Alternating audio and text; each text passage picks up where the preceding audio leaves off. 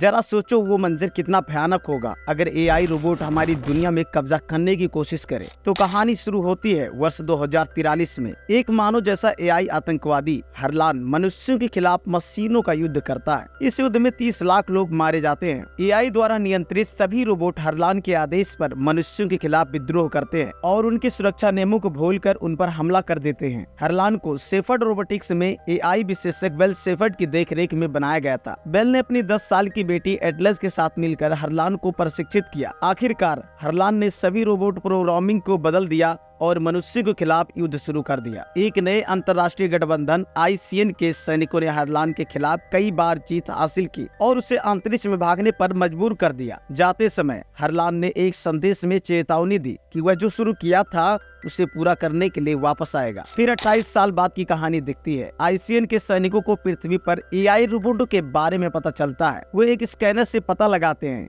कि एक इमारत में एक एआई रोबोट है जिसका नाम कास्का है। सैनिक उस पर हमला करने जाते हैं लेकिन कास्का पहले ही उन पर हमला कर देता है। वह बहुत ताकतवर है और उसे पकड़ना बहुत मुश्किल हो रहा था। आखिर में सैनिक चालाकी से उसे बिजली का जोरदार झटका देकर पकड़ लेते हैं। फिर हम एटलस शेफर्ड को देखते हैं जो अब 28 साल बाद जवान हो गई है। वह एक जांच करता है जिसे एआई रोबोट पर भरोसा बिल्कुल भी नहीं है। वह भागे हुए रोबोट हरलान को ढूंढने का काम करती है। इसके बाद जनरल जे कास्का से पूछताछ करने के लिए एटलस को बुलाता है। वह कहता है कि हरलान के बारे में एटलस का काम बहुत सही था और वह आईसीएन की सबसे तेज दिमाग वाली जांचकर्ताओं में से एक है। कर्नल बैंक्स का मानना है कि एटलस लोगों से मिलना जुलना पसंद नहीं करती। वह भावनाओं में कमजोर है क्योंकि उसके माता पिता की बचपन में ही मृत्यु हो गई थी और टीम में काम करने के लिए तैयार नहीं है। लेकिन आईसीएन में जेक ही एकमात्र कमांडर है जो उसके साथ काम करने को तैयार है। उसके बाद हम कास्का को देखते हैं जिसे तोड़कर अलग कर दिया गया है ताकि वह हमला न कर सके। एटलस कास्का को हैक करने का नाटक करती है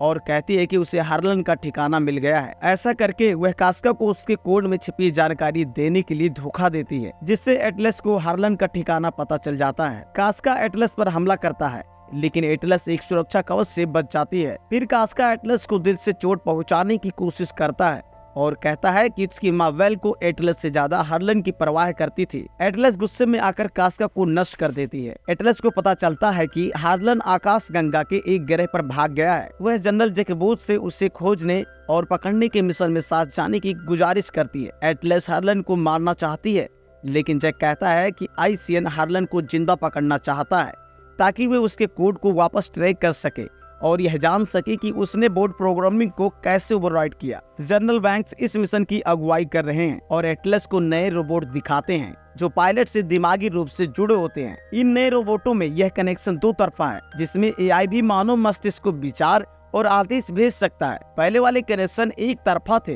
जिन पर एटलस की माँ वेल ने काम किया था। बैंक्स का मानना है कि उनके रोबोट हार्लन से बेहतर होंगे क्योंकि वे मानव और एआई का संयोजन है। एटलस कहती है कि वह हार्लन को सबसे अच्छे से समझती है और दावा करती है कि उसे वापस लाने का मिशन उसके बिना सफल नहीं हो सकता। बैंक्स के कहने पर जैक एटलस को मिशन पर जाने की अनुमति दे देता है। ग्रह पर पहुंचने से पहले एटलस सभी को पेपर देती है और अपना न्यूरल लिंक निकालने के लिए कहती है क्योंकि वह एआई रोबोट पर भरोसा बिल्कुल भी नहीं करती। वे GR-39 के पास उतरने का प्लान बनाते हैं। सभी रेंजर्स अपने अपने मैकेनिज्म में प्रवेश करने की कोशिश करते हैं। तभी हार्लन के ड्रोन उन पर हमला कर देते हैं। बैंक्स सभी रेंजर को ड्रॉप पॉइंट पर मिलने के लिए कहता है। बैंक्स एटलस की मदद करते हुए उसे मैकेनिज्म में डाल देता है और उसे न्यूरल लिंक के साथ जुड़ने के लिए कहता है। एटलस कहती है उसे उसका इस्तेमाल करना नहीं आता। वह गिरने लगती है। बाकी के सभी रेंजर्स उसकी मदद करते हैं लेकिन फिर भी वह ग्रह पर गिर जाती है। एटलस मदद के लिए रेडियो पर बात करती है लेकिन कोई नहीं सुनता। एटलस अपने मैकेनिज्म जिसका नाम स्मिथ है उसको एक्टिव करती है। स्मिथ भी उसे न्यूरल लिंक से जोड़ने के लिए कहता है ताकि वह बेहतर तरीके से काम कर सके लेकिन एटलस मैनुअल तरीके से कंट्रोल करना चाहती है। स्मिथ रेस्क्यू पॉड का पता लगाता है जो 98 किलोमीटर दूर है। एटलस कहती है मुझे वहां जल्दी पहुंचा दो। स्मिथ अपना रॉकेट ऑन करके उड़ने लगता है लेकिन एटलस मना करती है क्योंकि वायुमंडल में जाते ही हार्लन के ड्रोन उन्हें मार देंगे। एटलस पैदल चलकर जाने के लिए कहती है लेकिन स्मिथ मना करता है क्योंकि फ्यूजन बैटरी को नुकसान हुआ है और उनके पास सिर्फ 22 घंटे बचे हैं। एटलस मैकेनिज्म को ओवरराइड करके मैनुअल तरीके से चलकर जाने के लिए कहता है जिससे वह ड्रोन के हमले से बच जाती है। रास्ते में एटलस हथियारों के बारे में जानकारी लेती है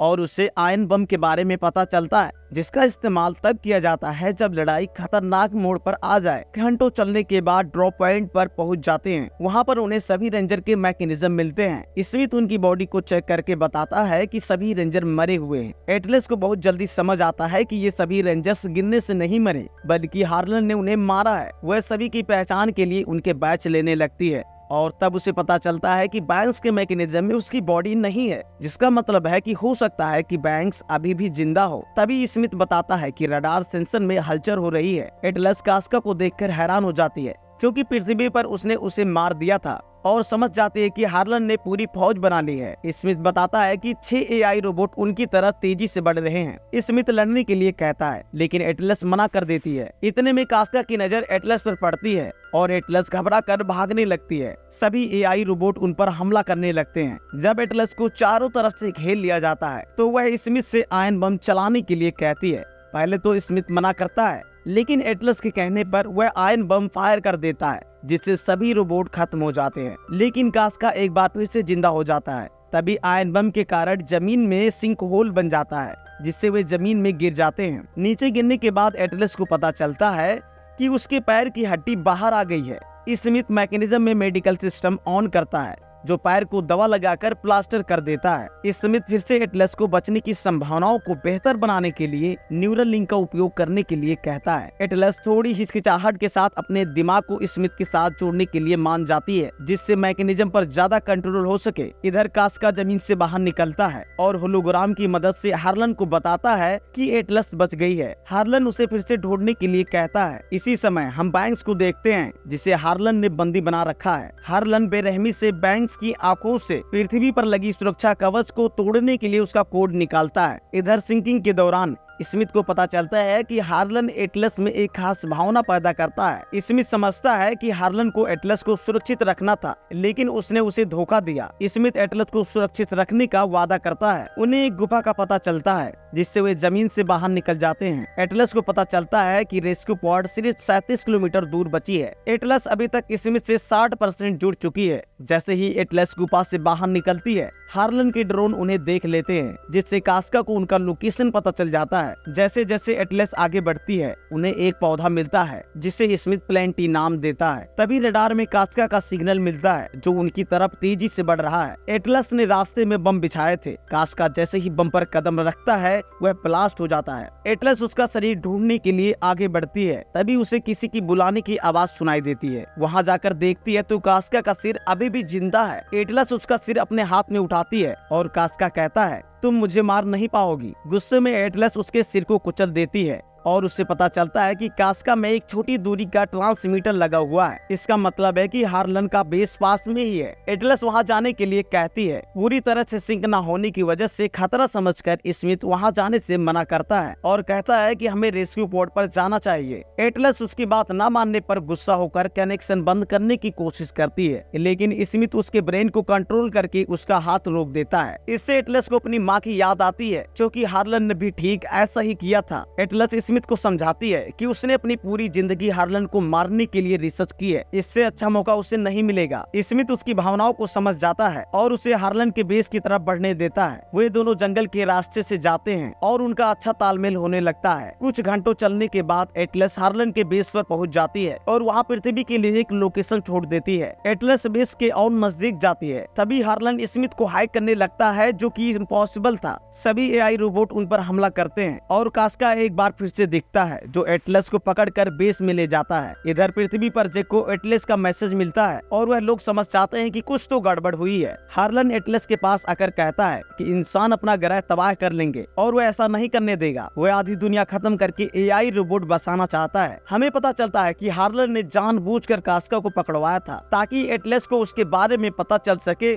और वह हार्लन के पास आ जाए। एटलस के पास पृथ्वी पर सुरक्षा कवच का आधा कोड है और बाकी का आधा कोड हार्लन ने बैंक से पहले ही ले लिया था। यह सुनकर एटलस फूट फूट कर रोने लगती है, क्योंकि उसी के वजह से सभी रेंजर मारे गए। हार्लन सुरक्षा कवच तोड़कर कार्बन बम फायर करना चाहता है। वह एटलस की आंखों से कोड निकाल लेता है। अब एटलस के पास केवल 5 मिनट का समय बचा है, क्योंकि उसका ऑक्सीजन खत्म होने वाला है। तभी बैंक्स, जो अब भी जिंदा है, एटलस को अपना न्यूरल लिंक देकर स्मिथ को बुलाने के लिए कहता है। क्योंकि किसी भी मैकेनिज्म में पूरी बैटरी कभी भी खत्म नहीं होती है। एटलस न्यूरल लिंक लगाकर स्मिथ को बुलाने लगती है और आखिरकार एटलस स्मिथ से कनेक्ट हो जाती है। स्मिथ कहता है कि अगर वे 100% जुड़ जाए तो वह उसे आजाद कर सकती है। 100% सिंक होने के लिए एटलस के फ्लैशबैक में दिखाया जाता है कि एटलस को लगता था कि उसकी माँ हार्लन को ज्यादा प्यार करती थी क्योंकि वह बहुत स्मार्ट था। एटलस को लगा कि अगर वह भी स्मार्ट हो जाएगी तो उसकी माँ उसे भी प्यार करेगी, इसलिए एटलस ने हार्लन को प्रोग्राम चेंज करने के लिए मजबूर किया था।